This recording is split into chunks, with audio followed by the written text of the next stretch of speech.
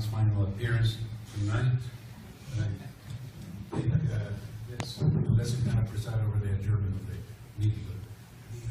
I'd like to have him introduce this and then hear from the council in what direction we wish staff to follow. This is an update on how we're handling garage conversions. The majority of the complaints that code enforcement officers deal with, as you notice in your packet, are garage conversions. How many are out there without complaints? It's anybody's guess. I mean, if you were to go, right now we're reactive. If we get a complaint, we treat it and we want to look at it.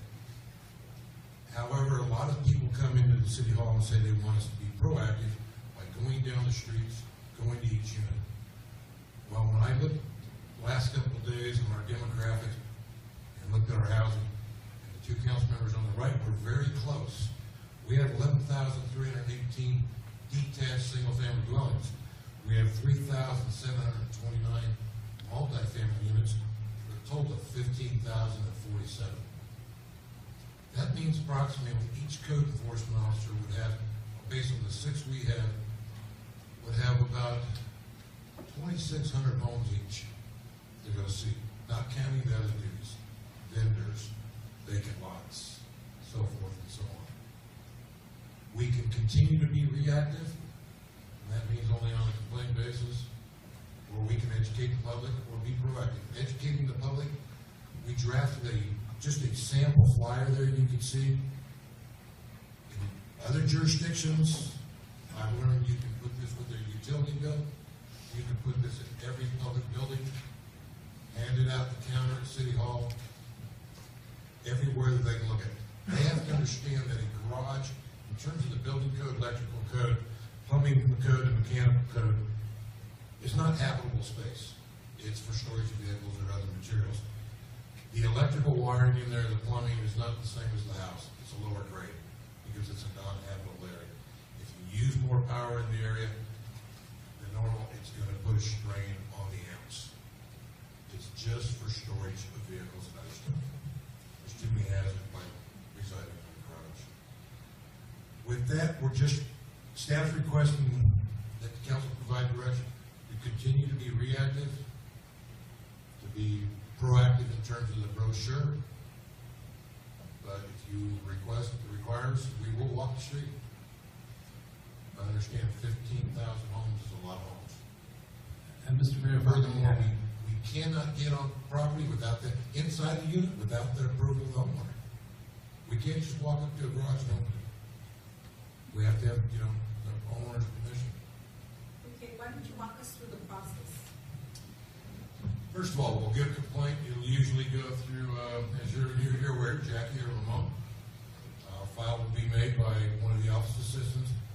The director will assign which code enforcement officer on a rotation basis. Code enforcement will go out there. If they can get on the property, owner will out. If not, they'll make an assumption. By making an assumption, you can see a lot of things in a garage where you can tell it's been converted if you have the experience to do it. You'll see a man door in the middle of the garage door. You'll see a curtain. You'll see extra amps going off the side of the unit based on the size of the meter. More plumbing. A lot of people, their laundry is in the house now. So if you see extra piping going out there, that means something else is going out there. That means an area of that garage has been converted to either a bathroom, a shower, a sink, a kitchenette. Therefore, they're given a warning. They're given some time, and then they're given a citation. Luckily, we're seeing some action that people are not wanting to pay the citations anymore. Okay. So far, since Monday, as of 7 a.m. until 6 p.m. tonight, we had 8 requests to come in to deconvert their garage back to a garage, what we call a deconversion, because they were code violations and they got caught. What's the citation? $150 for each infraction. $150 each time? Correct. Each time what? We give them a $150 citation, we give them a time frame. You have to pay this. It's similar to a park. You pay this. If you don't pay blank number of time, you get another citation. Then it goes up. 300. Then it goes up. But usually after the 150, you get the warning, then the 150. They're coming in to deconvert. Okay, but before you issue the citation, we send out the first notice. That's a warning. Then a second notice. Second notice is a citation. Okay, but you don't know that, okay, let's say you want to see my garage. So you send me a letter. I don't let you see the garage. You don't send me a citation. You send me a second letter, right? Correct. And then you send me a third letter. Correct. So that's probably 90 days now. 69 days, yes. By then, what's the next step? Do you automatically send a citation or do you Right, take we it to court? automatically send a citation. So after 90 days, pretty much you send a first citation for now allowing the, okay. Correct. So at that point, most people say, okay. Others, what if they say no? They're just continue to be cited. They still We have nothing else in the Lynwood Municipal Code to allow us to do anything different. It's just a citation of one after another. Okay, number one, I think $150 is not enough. People rent their garages for $500, $600, $700 a month. So $150, I've collected 3 times 500 is $1,500. That's only what, 10% what I'm collecting. So, Is that correct? you know, and then by the time we take these residents to court, how long? I mean, what's the process? 6 months before we catch them? Luckily, we haven't gone to court yet. We've been mostly Most of them comply after conversion. I could not tell you that after we refer to the city attorney. But like I said, I've been here 9 months, and I think close to 100, maybe 125, have deconverted, gone back to being a garage. Where we can catch them usually is in the wintertime. I mean, summertime, excuse me. We see an air conditioner sticking out in-wall air conditioner sticking out the side wall of the garage. Trying to figure out, I know people don't like to get in a hot car, but that air conditioner being on the side of the wall is just, the red light goes right off right there. A lot of times you can drive by, based on the closeness of the garage door to the right of it, you can actually see where a garage door's been sealed or nailed. That means it's been insulated. But you know, I went out with my bill inspector about a week ago, and the lady said the garage, her and her husband aren't using it for anything but a garage. But when you have a man door like one of these behind you, right in the middle of the garage door, you have to question why it's there. She would not let us on the property, but we did cite it. Well, you know, I know that I've gotten this, my neighbors are constantly telling me that why are we checking, that we look the other way, that we're not being proactive, that's the reason we have more people in the city, the parking situation. So I definitely think we need to do something about it. We can't just continue to look the other way. We have a problem, we have a huge problem, and it's parking.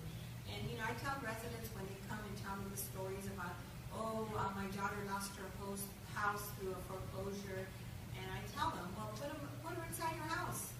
When my mom came to this country in 1966, every one of my uncles, cousins came, and they always slept inside the house. They didn't sleep in a garage. So if you want to help a family member, put him inside the house.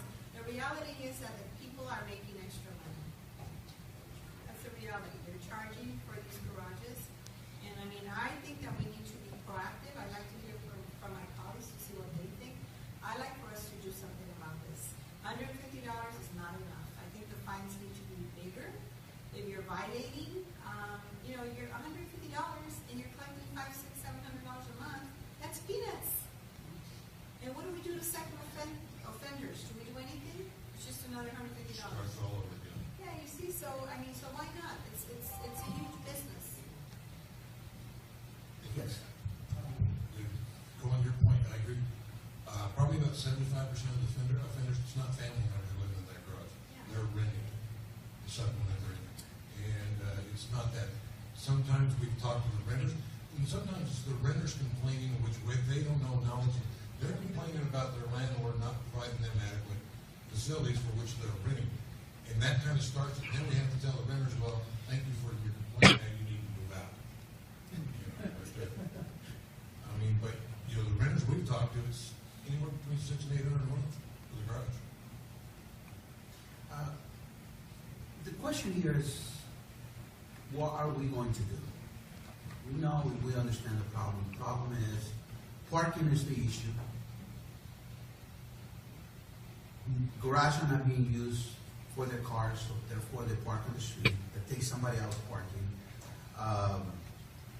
The safety, which is individuals. I mean, a lot of times, there's a lot of kids living there. We are storage in different places, houses, garage burning down with kids inside.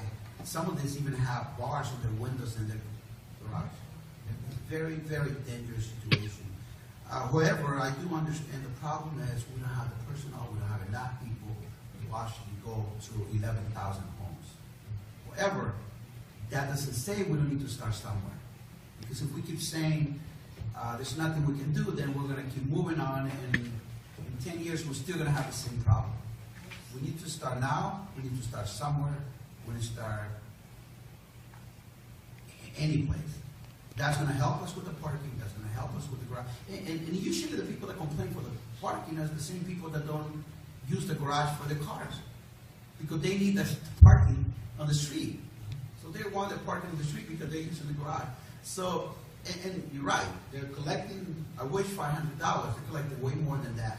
People nowadays pay a lot of money for it. So, one thing I would like to see, I see the flyer that is on the staff report. I think that flyer needs to start going out to the community. I think, I don't know, to the water bill, but everyone needs to have this flyer. This is going to help in two ways. One, the safety issue. The residents are understanding now there's a safety issue here. This is not about anyone in particular. I think this is about safety for our community, parking. So they will know that. But I think the second thing that will trigger is individuals, when they read this, they're going to call and say, they're going to report, and we're going to get more calls. But it's easier to start with that than pick and choose, because the only concern that I have here, my biggest problem is, where do we start? Whatever area we pick, it's going to say we're targeting those individuals. So, and that happened in the past. So we start over there. I mean, you can start with my house. That'll be the first place you can go. I think council should be the first one to set the example. And we say, okay, let's start with our homes. But the common thing that staff gets is when we go to a property. let's start with block one. Let's start with the leaders in the community. We talk to With everybody who. We talk to a property owner, and we go, we got a call that you're in violation, blah, blah, blah. And they go, okay, you caught us. But, our neighbors are doing the same thing. Yeah, You it's go not- next door. it's not pointing It's just fingers. like a trickle down theory all the way down the line. Yeah, and that's my concern. I don't want to target. This is not about targeting people. This is not about this area there. So, but that's the problem. Where do we start? So whatever we start, it's going to be somebody's going to jump and say, "Hey, they're coming after me because of this or that." So it's kind of a hard thing to do. I think by sending this flyer, letting the community know, look, we're going to start enforcing this. Let's just put the word out there. Let the community know that we're finally going to start doing something. I don't know, maybe. And I think we also Few need months. to increase the fines. Yeah, but that needs to come back on the agenda. City attorney, would it be legal for us to reward the people that put the finger on the neighbor? No. Can you tax dollars for that? That'd be awesome, imagine. You get a Starbucks. That would be awesome. I will fundraise for that. I'll fundraise for that. Your code enforcement. Don't answer, please. Would probably be proactive. I'm sorry, what was that? If whoever does the finding of the violation, your code enforcement officers would probably want to go proactive than reactive. They would want to walk the streets. But I agree with you. I think if we start with the flyer, then we go to the fee. We look at bringing the fee up. Yeah, I think we need to send a flyer out and then give ourselves at least, I don't know, Well, we- 60 days and then It's- start enforcing it. But I think There's more money involved. Is the deconverted garage based on the Uniform Building Code, the California Building Code. It costs you money because we're going to charge you all the construction costs to take it back to a garage based on valuation. So even though you thought you converted it and did all this stuff, it's going to cost you to go back. It's just not saying that make a garage now.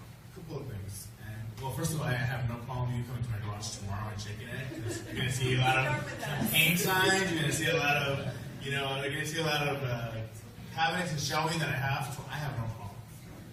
But I'll be very honest. This is a very, very difficult issue for me personally, only because I know the community I represent. I will never forget when I walk the streets and I campaign, when I knock on doors, the people that I do represent. Now, do I disagree fully that we should? Do I not agree that we should do something? I understand we need to do something, right?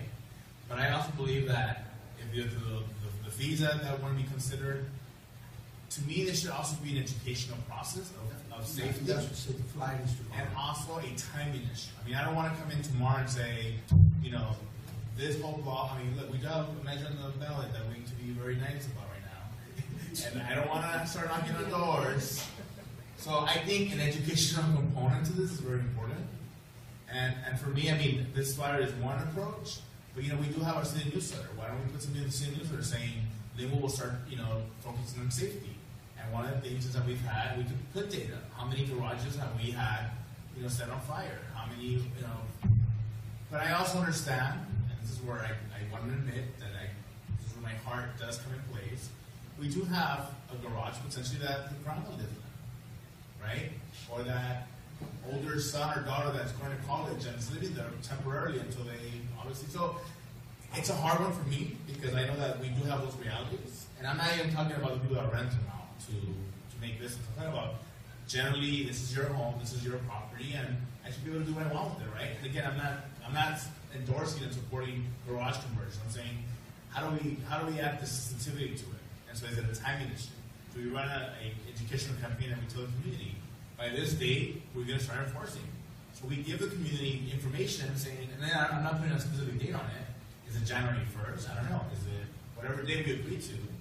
I would say, starting this day, if you have a garage illegal conversion, we're going to start fighting. At that point, we tell the community that we're going to start doing something. That's just one approach that I'm looking at. But one thing that I want to mention that's very important that's related to this issue, and I keep hearing the parking issue, we also have rules in the city that we're not following. And I'm going to give you one prime example, and I think we need to get on this. But we have street sweeping days. And there's days where it's 8 to 12 on one side and 12 to 4. What happens is the street sweeper, parking person, enforcement, I'm sorry, drives around the street sweeper, and once the street sweeper happens, then everyone moves their car again. I think if we have rules for a reason, let's follow them. So right now, the code enforcement officer walking by, can be my witness. Yeah, but may I ask you that? Hold on, because this is the reason, one of the reasons why we have a parking issue. Because we're not enforcing the rules that we already have in place. And these are also affected by the many residents that we have living in our homes. So right now, if the street sweeper passes at 9:30 in the morning, then people know that they can move their car down next night and they're going to be ticketed. Why don't people respect 8 to 12 and 12 to 4? And I think we should start with that too. Because we have rules for a reason. And people that are having extra cars at their homes, they're taking advantage of it. And then, trust me, I can show take pictures of a resident on a specific street, and I reported it, that he wants to look into a handicap parking because that's the only solution he can think of. I said, well, it's not a yellow driveway. The city will not give you a handicap parking because you have a driveway. And one of the golden rules in the city is if you have a driveway, you're not even eligible or be considered for a blue handicap. But what about the rule, and I'm sorry for repeating myself, what about the rule of 8 to 12 and 12 to 4? Let's respect that. I think that will help alleviate some of the issues with parking in the city. So can I get support from my colleagues that we can do that at least? Well, because my understanding that's a council direction. Yeah, it was. Yes. That's what I Well, wanted to that's say. what I'm saying. My direction is follow the rule. And if we don't like the rule, let's change it. The rule is 8 to 12 or 12 to 4. Okay. I guess let's just go ahead. No, I was just going to say that you're right. The residents are aware that once the street passes, even though the sign says one thing, that they can put their vehicle back. So basically, what we would need to do is let them know that we're no longer going to allow that, because otherwise we have a lot of unhappy people. Make sure that they know that if the parking sign says you can't park, regardless if the street sweeper already passed, you can't park there. Because that's one of the rules that council, I think it was when the street sweeper and the trash, when we changed that, for some reason, there was a lot of complaints and we allowed that. So then we need to change that. That would be the first thing to do. Also, I wanted to add one more thing. We had an amnesty program for garages. I don't know if you remember, Ms. Viera, years ago. We said, okay, if you have a converted garage, come on in, we're not going to fine you.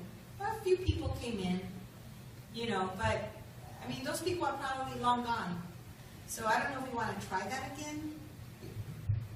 Let me get back into the, hold on, let me finish on the parking. We have a different name for it.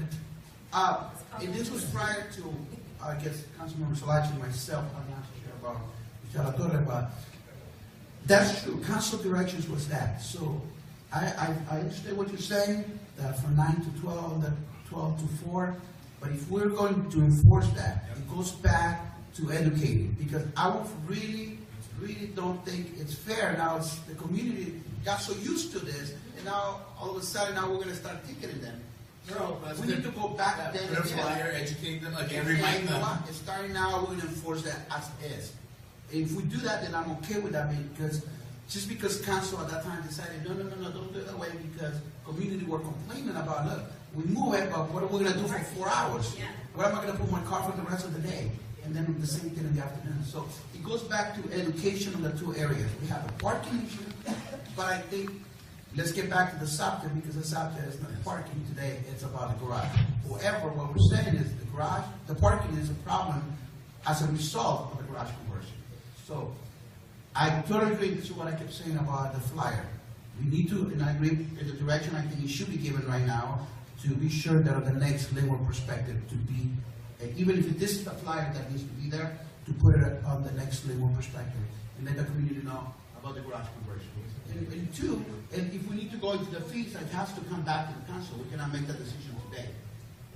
To address Councilmember Santillan Baez's concerns about financial support of enforcing the code, the section currently provides for investigative fees and special processing fees to detect illegal garage conversions. Council could consider revisiting those fees to see if they're sufficient to justify increasing the fees.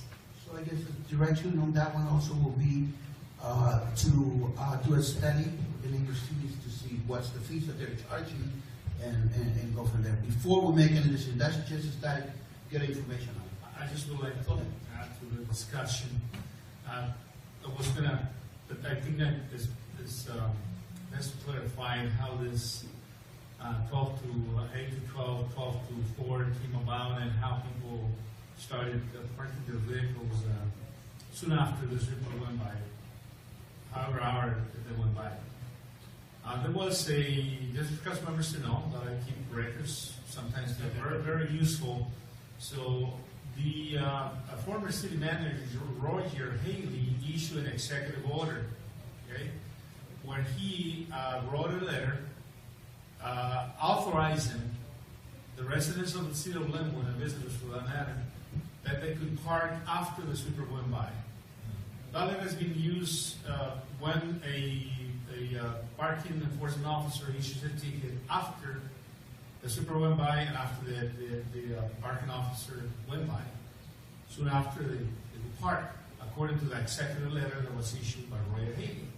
So the first thing, if council wishes to go that way, is to reverse that, let people know that executive order is no longer valid through the city manager per city council direction. Okay? Just to be fair to the ones that hold that letter, which I am one of them, okay? And I'll share the letter with every resident that comes, and if the story is convincing, like, yeah, you know, I'll park soon after, use this, and this should be enough to dismiss that ticket. And I will continue using it until I see a new one. Okay, so I just want to be clear on this. The coming to the garage conversions, I see the flyer English only. It should be bilingual if council goes in that direction. And according to Councilmember Salachi says, we should do an education campaign that Lynwood is going to first let him know that there is a danger. And the causes for why the city of Lynwood is concerned about it. The safety part of it is one, and the parking situation in Lynwood is the other reason for the city of Lynwood is looking into it to come up with some kind of enforcement direction. But that's regarding the garage conversion. This enforcement will be assigned to code enforcement. And if you probably remember, council members remember, when this issue comes up, I normally disagree to a certain point Why? Because I always complain about code enforcement, and I always put myself in the situation as an example, that there's many issues, not only parking, everything's related.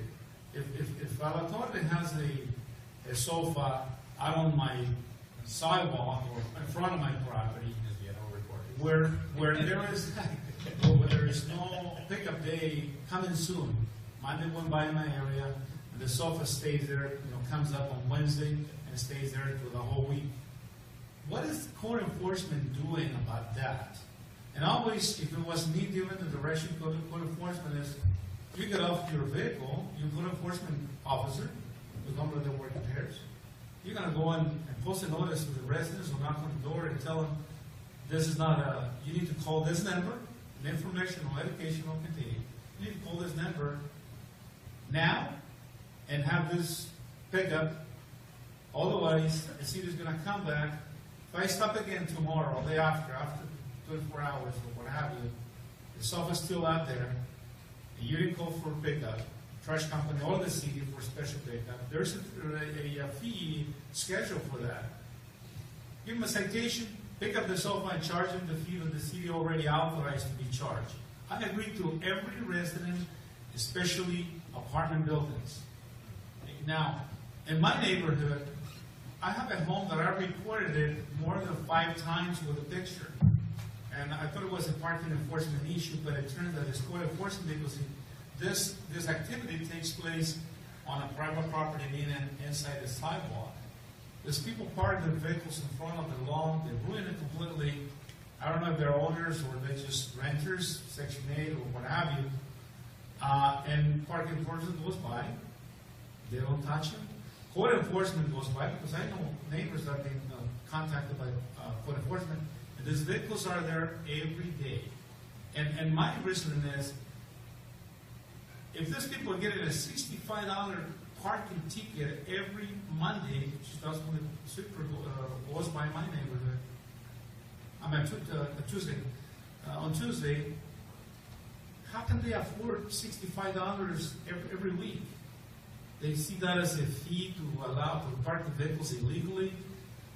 It's not permitted on the property. So what is code enforcement doing?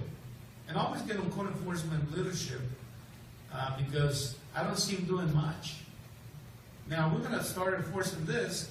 We need to enforce all the rules and regulations that the code enforcement is supposed to enforce.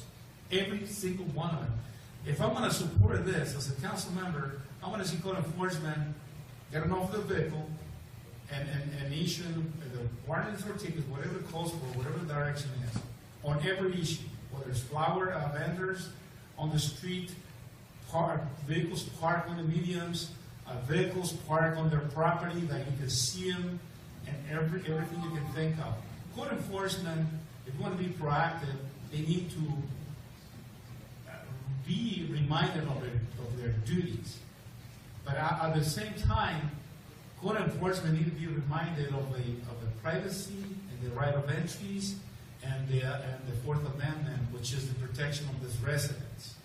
Because in the past, code enforcement management will claim they use the Fourth Amendment to gain an entry into the properties, which is all the way around, just to protect the residents. So even the leadership there, the manager, didn't even know what authority they had.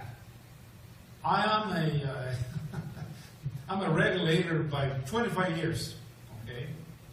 I do that every single day. That's my daytime job. And I deal with, you can not even imagine. I can give people that come from the state to the state of California from other states that they believe that the Constitution protects them when they cross California state line. And at the same time, our code enforcement officers need to be professional, respectful, and learn how to approach a resident. In my culture, we're here because your neighbor gave us a call, or because your neighbor complained. In my culture, my neighbor is my left or right side neighbor. And I always complain that they need to change the line of approaching the residents.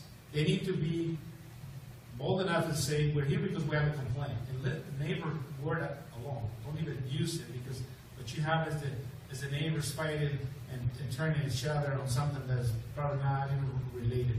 So once we teach code enforcement, and I hope they get revised training every so often that I haven't seen or heard, to be professionals to start with, respect the community, but enforce the rules and regulations that are already in place. And then the educational part of it is a very important part. Because people will say, okay, now they're going to do it, so they can start thinking, what is it that they're going to do if they have a garage that is converted to living quarters. If I use my garage, my garage is storage. Now legally, how can the city force me to remove my the wheels of my relative truck? The wheels of the truck of my relative. How can they force me to remove my the city records that I keep in my garage? The employment records that I keep, supplies, my toolboxes and things like that. So I will caution council members when they give direction to, there's only so much we can do. And if it makes sense, people will follow. But if you want me to kick, they put things outside that to me, hey, if I want to have one car and I can use half of my garage for it and the rest for call it trash, that's my choice. I want to have one car, I don't care what happens on the street. So,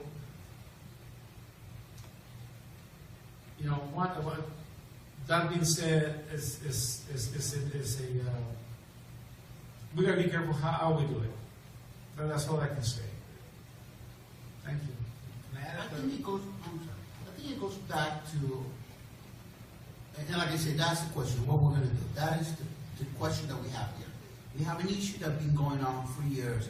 Parking issue, garage conversions, 4.9 square miles, but we still don't know where to start, because either where we start is going to be an issue.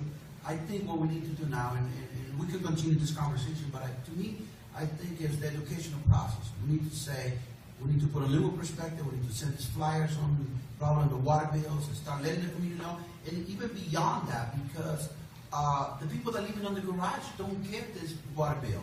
So they don't even get to see the bill. So they could be living in the garage and they don't even know that this individual is actually collecting money from them illegally, per se. So we need to do a whole campaign, educational campaign, to start doing this. And without time, and I agree. Maybe 90 days and start in January and say, okay.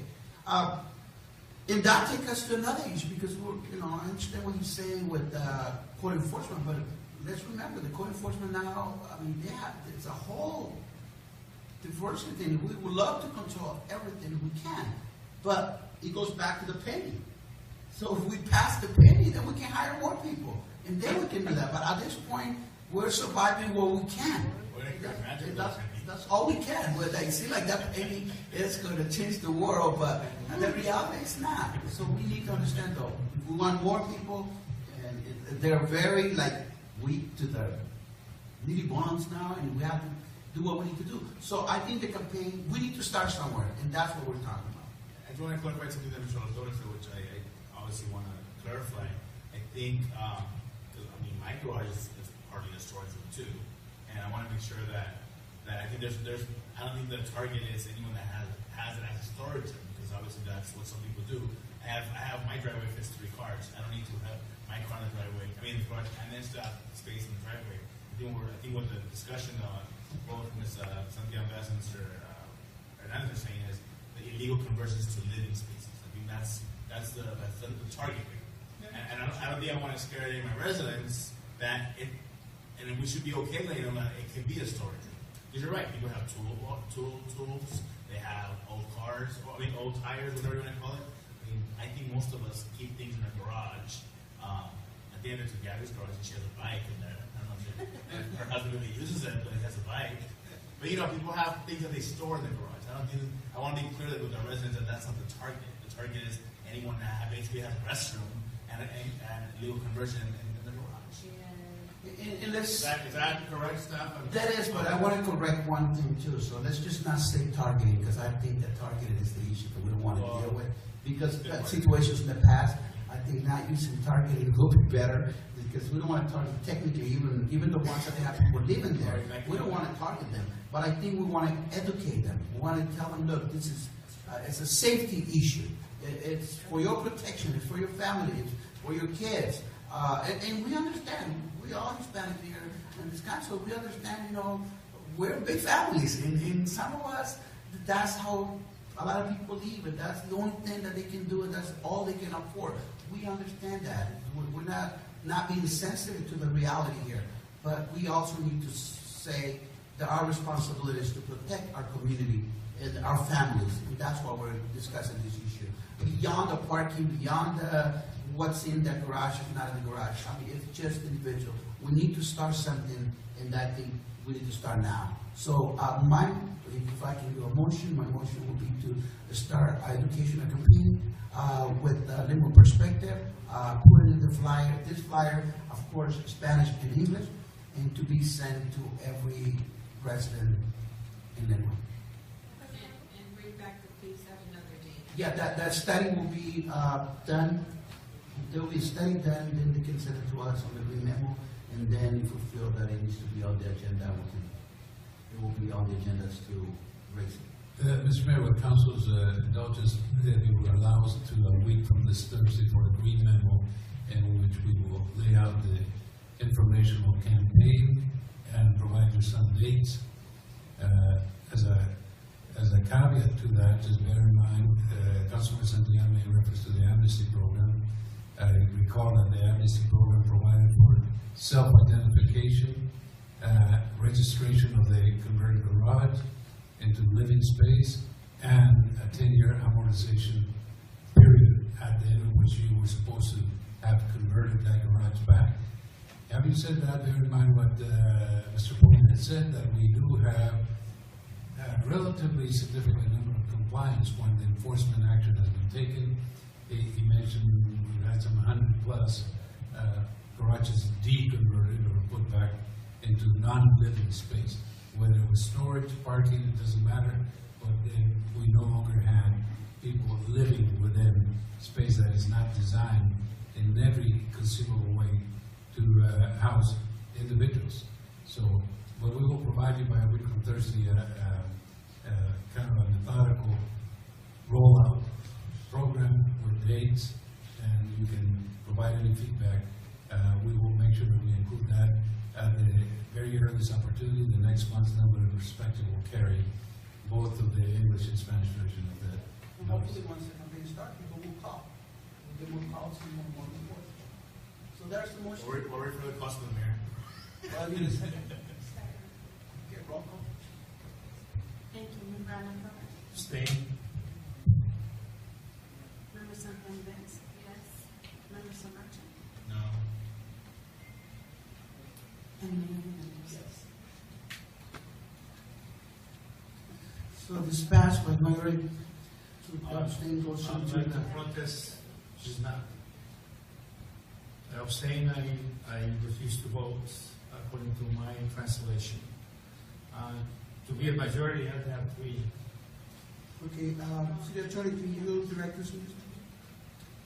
I interpret Councilmember Zalatore's abstention as a no, since he's stated that he doesn't want it counted as a yes. So at this point, it would be 2-2. So his vote is a no, it's not an abstention. That's how I interpret it. Correct, Councilmember? Okay, so it's So no. basically, we're not gonna do anything. Okay, so it's No education continue to accompanied. live, no, continue to education live like a accompanied. third world country. But the motion is Continue to that- run your garages. No, staff can give us more information. I don't want to do it. No, it's true. Yeah, the motion is to do an educational campaign. The motion was not to do any action, but to do educational campaign. But what you guys are saying is, we don't want educational campaign. We don't want to do anything about garages. We're not gonna do no educational campaign. So that whole motion about putting a legal perspective and putting on the water bill, I think dies. us as elected officials, we need to open up our garages and have the city come check. I told him tomorrow. I have it tonight. But tomorrow. What time? 8 a.m. in the morning. Yeah, you're welcome to come check mine out. I don't have anybody there. Yeah, In the morning. But Get ready for do you. you want your garage checked up? Tonight. Why would you? How about you, Councilmember Alatorre? Can they come check your garage tomorrow? If they have an inspection warrant, they'll welcome it. Exactly, that's exactly where I'm going. Okay. We so- have to set us, we have to lead by example, so that we're basically what we're telling people, it's okay, go ahead and rent your garages, do whatever you want. Why? Look, code enforcement, it was stated by staff, they get complaints. Code enforcement follows up with those complaints, they're legit, they take action. Okay, so you get your votes, you have to live with that. I guess that's, sir, it's a 2-2, so we'll bring it back. I mean, I think the motion is very clear. So what you're saying is, we don't want education to complain, let's leave things the way they are. So when the community comes to keep complaining about parking issues, and garage issues, we're just gonna say, we don't wanna hear it. The motion was, I'm concerned with doing the timing now because we have the November 8th issue, and if we start targeting. no, we're not talking, sir, but I think the motion is not to target, not to go Well, to that's the what garage. we're doing though, that's what No, we're. the motion is to educate the community, to put this flyer on the Lynwood perspective in Spanish and English, and to send the flyer to all the residents on the water bill. That's all, that's the only motion. Okay, well, give me a date that we're gonna do that because I'm When does concerned, that I'm next- very clear, I'm very concerned anything happening between now and November 8th. That's When what. does the next Lynwood in Perspective get mailed? November. November what? First week in November? Okay, what's wrong with the Lynwood in Perspective having that flyer that you can't live in a garage? I don't get it. We have an important issue on the ballot. So, Mr. Mayor, so would it be constructive to suggest that we begin the educational campaign with the December Lynwood in perspective? I'm okay with that, so I don't do that, we should do it now. okay, so make a motion and I move that, well, you make the motion? I'll make the motion that we start December Educational 1st. campaign first only. That's what we're saying. Okay, that's all. That's the only thing I know, but you guys are not putting a date, I'm concerned that we do anything before that. I mean, you already made all the plans for the pending, you haven't even had it yet.